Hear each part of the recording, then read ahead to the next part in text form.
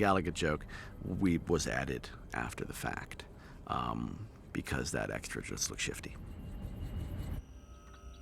So we hadn't actually intended that on the day we saw the second unit footage of that guy turning back to his console. We thought, let's see what happens.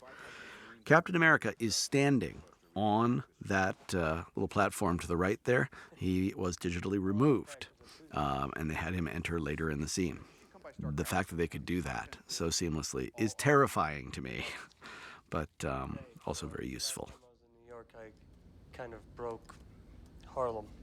Well, I promised a stress-free environment, no tension, no surprises.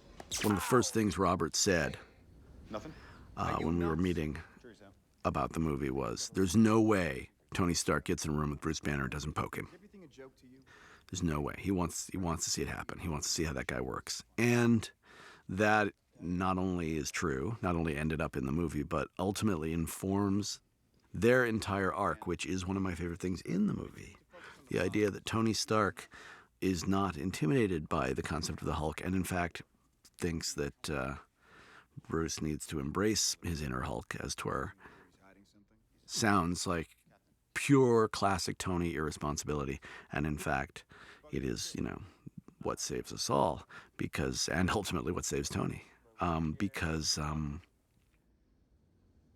he allows Bruce he sets him up and lets him get to that place where he can decide to be the Hulk. And you have two different Hulks in this movie.